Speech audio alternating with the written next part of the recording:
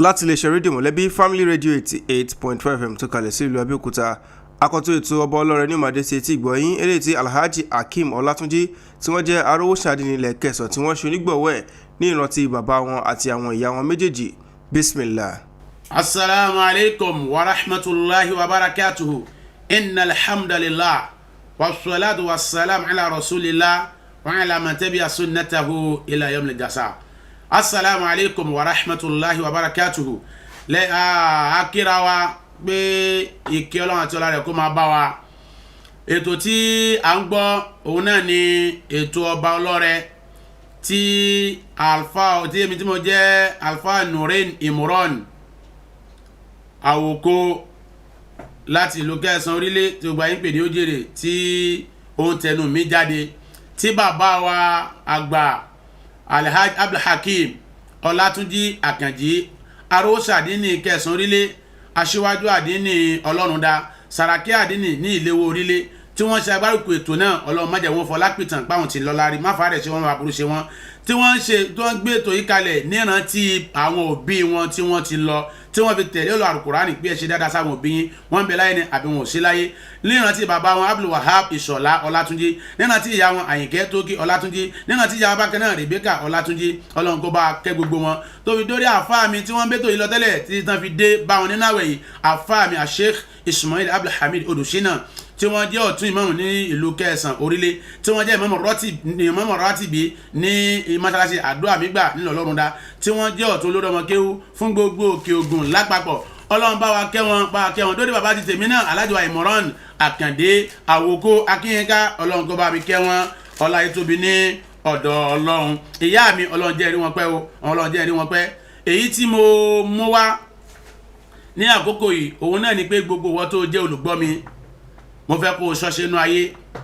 mo fẹ́ kó o ṣe pẹ̀lẹ́pẹ̀lẹ́ mo fẹ́ kó o flashback kó o bí tó ti ń lo ayé bọ̀ wá kó o bí tó lòdì kó o bí tó ń lò lọ àwọn ọ̀rọ̀ méjì kan bẹ kódà kéèyàn kírun jànábì lọ téèyàn bá ti fọ́ síbẹ̀ Ọlọ́run ò ní gbà àwọn ọ̀rọ̀ méjì kan bẹ kódà kó o yẹ èèyàn rẹ jù bẹ́ẹ̀ lọ lọ́dọ̀ àwọn ènìyàn kódà lọ́dọ̀ Ọlọ́run tó o bá ti lè fọ́ sínú àwọn nǹkan yìí ó lè bá dáadáa rẹ jẹ́ lòun lọ ọ̀rọ̀ anábì tó sọ wípé sọ̀tàní yẹ̀bùgúdúhùmọ̀lọ́hù àwálùnà ìdá musibatin wà mísìmárùnà ìdá nàìmátìn gbogbo ẹ̀dá tí bá ń sọ àṣìsọ ọ̀rọ̀ sọ́lọ́run nígbà tí àdánwò bá dé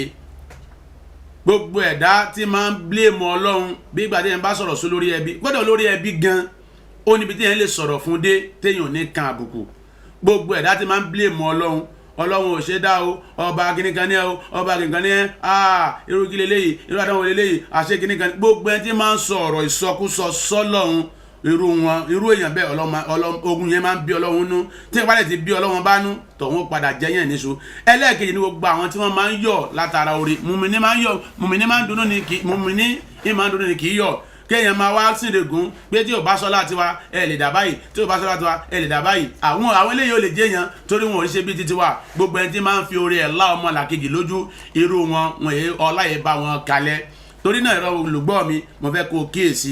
kó kíyèsí o Ọlọ́run ṣe wá pẹ̀lẹ́pẹ̀lẹ́ gbogbo àwọn àfáà tí wọ́n sọ wá dèèyàn látọ̀dọ̀ àfáà mi tí wọ́n lọ àṣẹ Ismail Abdulhamid Odùṣínà bá mi kẹ́ wọn àfáà mi àṣẹ Abdulwasin bó sọ eré alimam ní gbogbo ayé tóró ọlálẹ́yẹ Ọlọ́run bá mi ṣàlékún dáadáa ayé fún wọn bàbá mi àṣẹ Abbas Abdulaziz bàbá alágbàdo onímọ̀kásí olóòm Ọlọ́run bá mi kẹ́ Ọlọ́run bá mi ṣàlékún dáadáa wọn bá mi dóòtì wọn wàhálà wọn bàbá mi àgbà Sheikh Jamiu Yunus Atẹ́rẹ́ tó jẹ́ mufti diyar gbogbo àlímọ̀ṣọ́ lẹ́kọ̀ọ́ Ọlọ́run bá mi ṣàlékún dáadáa fámi máa pa wọn lẹ́kún wọ́lá gbogbo àwọn tá a dárúkọ yìí gbogbo wọn tó ń gbọ́ mi lọ́kùnrin àti lóbìnrin Ọlọ́run kó bí àbùkátà wa ilé iṣẹ́ yìí Ọlọ́run má jẹ́ ó dàrú Ọlọ́run má jẹ́ ó bá gbogbo àwọn iṣẹ́ bẹ̀ Ọlọ́run má jẹ́ àwọn orogun àkóbá ọlá ìtóbi lọ́dọ̀ Ọlọ́run subhana rabbika rabbil izzati amma yasifun wa salamun ala al-mursalin walhamdulillahi rabbil alamin. ètò ọba ọlọ́rẹ̀ ilẹ̀ ṣẹ̀ṣẹ̀ gbọ́ tán eléyìí tí Alhaji Abdulhakeem Olatunji tí wọ́n jẹ́ Arowo Adinni ilẹ̀ Kẹsàn tí wọ́n ṣe onígbọ̀wọ́ ẹ̀ ní ìrántí bàbá wọn àti ìyá wọn méjèèjì abiola ọ̀bàlà kí ó gba lẹ́sìn fún wọn kí ó sì bá wa fi àwọn òbí wọn náà sí Aljannatu Firdaus. Àmín.